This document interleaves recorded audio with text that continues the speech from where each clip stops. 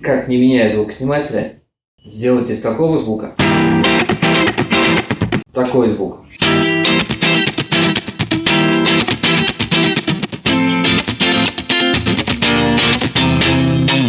Если ваша гитара, как и моя, оборудована двумя хамбайкерами, а иногда хочется сочного, верхастого, синглового звука, есть бюджетное решение, как это организовать.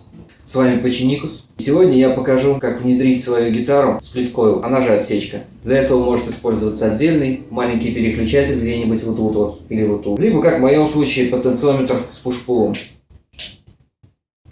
Херак, сингл. Хамбайкер. Помимо этого, я еще заебал графитовую экранировку, шлифанул блядский 11 Вт. Что-то еще сделаю, что я еще сделаю? И вмонтирую модный гнездоджек с двумя контактиками. Я лично в восторге от всех этих нововведений. И всех их рьяно рекомендую. Ну, кому надо, конечно. А кому не надо, не рекомендую. Но если надо, обязательно делайте. Оно того стоит. Короче, погнали тюнить гитару.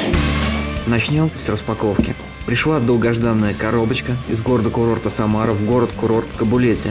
45 дней. Графитовый лак для кинескопов. Он, кстати, причина, почему посылка отправлена Почтой России, а не транспортной. 4-жильный кабель с оплеткой за 231 рубль. Крутилка для колоков. Подарок. Гнездоджек Pure Tone с двойными контактами. Ого, струнный эликсир. Ну и самое важное. Жевательная резинка Love Is. Нет, это же не. А мне потенциометр с пуш-пулом. Какая, оказывается, полезная штука эта крутилка. Обычно придешь в магазин, смотришь, на прилавке лежит. Вроде бы и хочется эту хрень купить, но жабу душит. Лучше еще несколько медиаторов купить.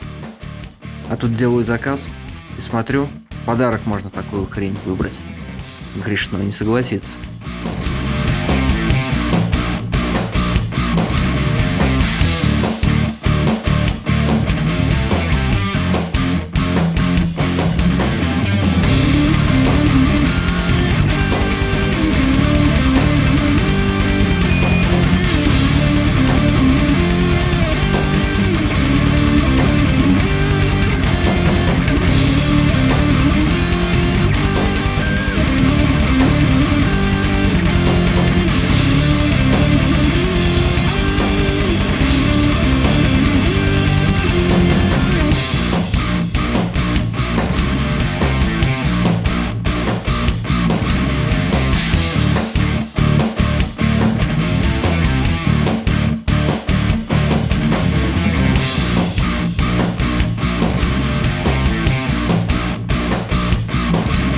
В моей тревел-гитаре установлены чудеса китайской, или, как утверждает Али, корейской промышленности. Эти ребята умеют считать каждый юань, и поэтому у данных хамбакеров только два вывода – плюс и минус на оплетке. Но это не проблема.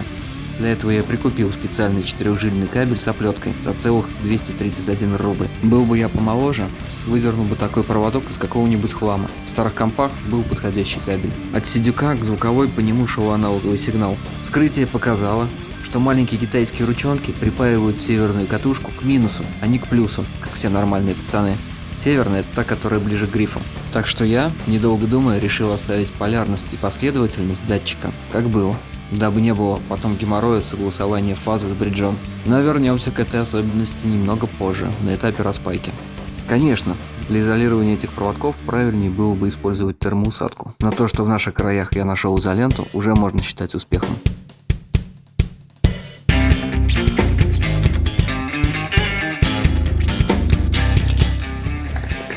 Подготовка к покраске. Чем меньше времени уделишь подготовке, тем дольше будешь расхлебывать косяки.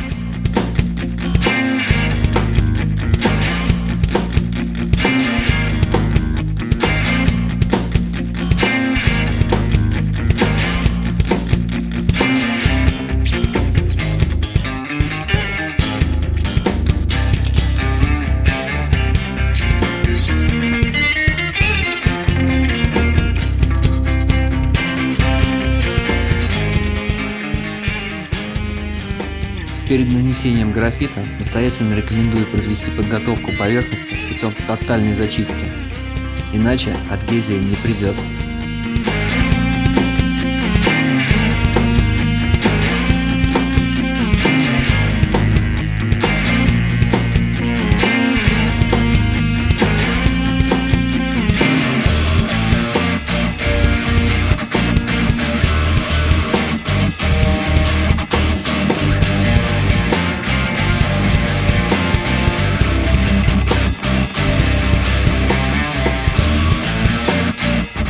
И обязательно обезжирить поверхность спиртом, а лучше чем-нибудь поядреней, ацетоном или 646.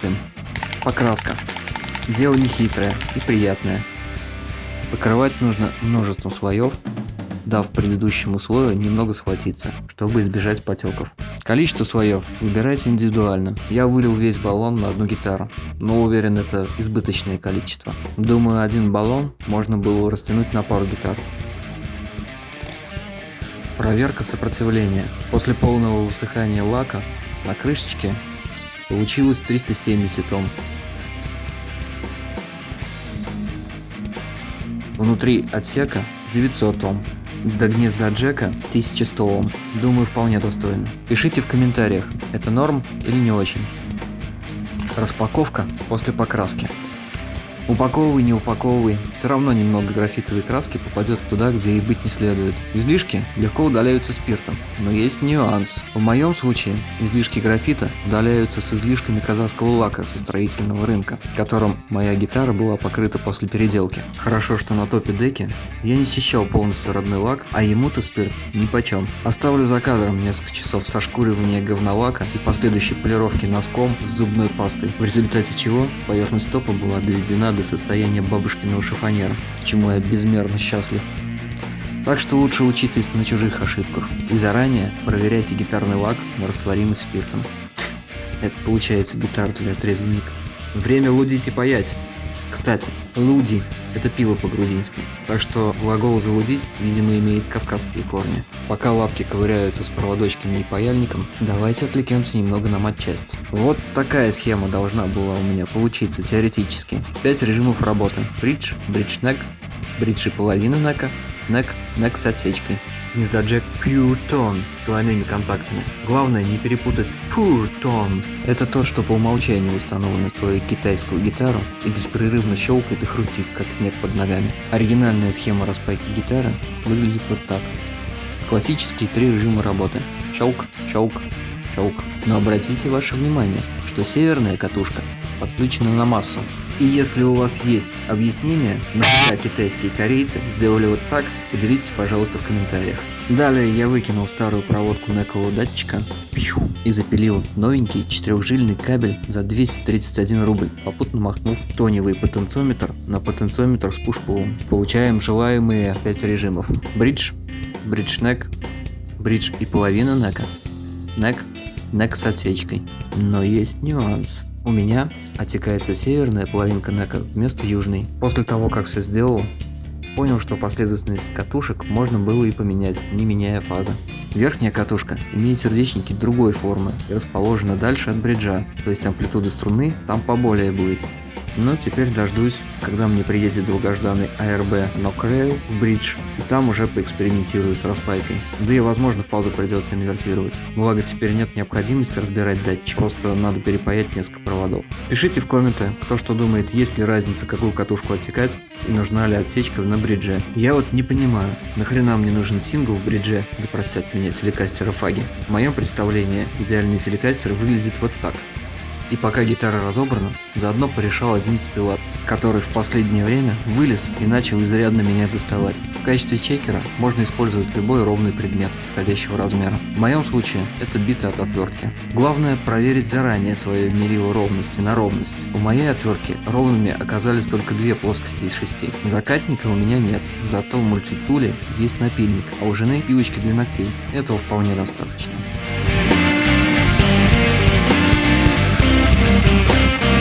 Такой результат. Пишите в комменты, что за профиль получился, джамбо или медиум джамбо. Но если честно, вообще главное, чтобы все было ровно, не звенело лишнего и на бендах не тухло. ВЦ Ё.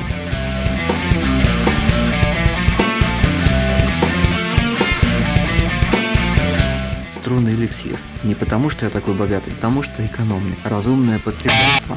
Во влажном климате, в коем я последнее время нахожусь постоянно, струны без покрытия радуют не дольше 2 недель, а потом играешь на ржавых веревках. В этом году я перехожу на комплект потоньше, 11,74 вместо привычных 12,85 или 11,85. Буду учиться нежнее обращаться с гитарой. Итак, что мы получаем в итоге?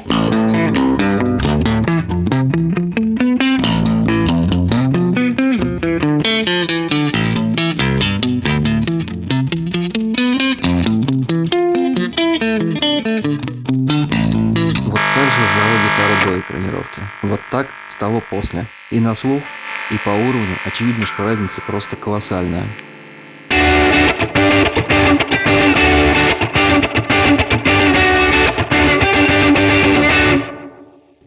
С отечкой.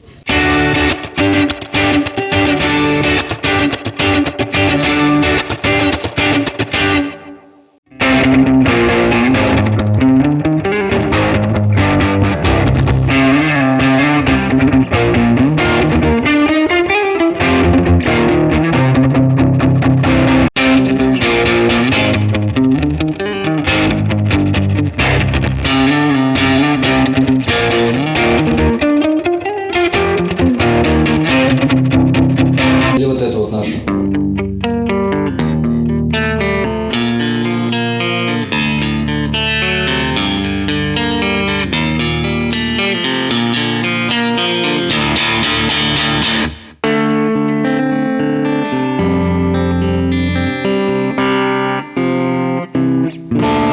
И что-то не то. А тут...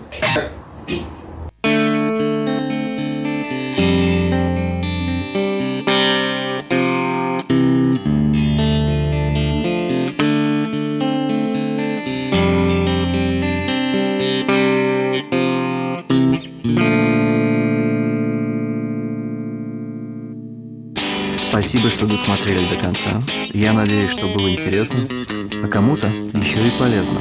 Обязательно ставьте лайки и подписывайтесь на канал. Вам не сложно, а мне это очень поможет в развитии канала, возможно, умственном. Слушайте хорошую музыку и играйте на крутых гитарах через мощные усилки. Всем heavy metal!